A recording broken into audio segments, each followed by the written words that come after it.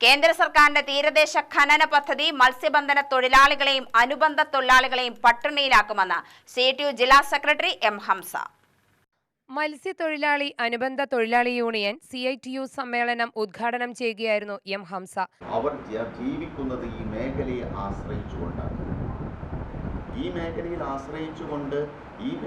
മാത്രം പണിയെടുത്ത് കുടുംബം പോറ്റുന്നതിനു വേണ്ടി പണിയെടുക്കുന്ന ഇവരാണ് ഇന്ത്യ രാജ്യത്തിന് വിദേശ നാണയം ഉണ്ടാക്കിത്തരുന്നവർ കൂടിയാണ് ഇവർ എന്ന കാര്യം ഇന്ത്യയിലെ ഭരണകൂടം വിസ്മരിക്കുമ്പോൾ ഈ തൊഴിലാളി വിഭാഗത്തിൻ്റെ അവകാശങ്ങൾ സംരക്ഷിക്കാൻ വേണ്ടി ഏറെ പാടുപെട്ട് പൊരുതുന്ന ഒരു മഹാപ്രസ്ഥാനമാണ് കേരള സംസ്ഥാന മത്സ്യാനുബന്ധ ഫെഡറേഷൻ എന്ന് ഞങ്ങൾ CITU നേതൃത്വം മനസ്സിലാക്കുന്നു.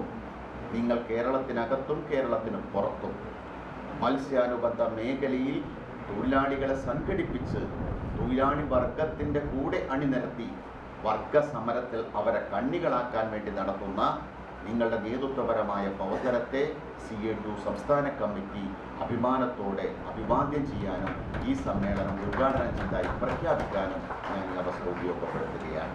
കേരളത്തിന്റെ ഏതു തീരത്ത് എത്ര ദൂരം എത്ര ആഴത്തിൽ എന്ന യാതൊരു മുന്നറിയിപ്പുമില്ലാതെയാണ് കേന്ദ്രം ഖനനാനുമതി നൽകിയിരിക്കുന്നത്.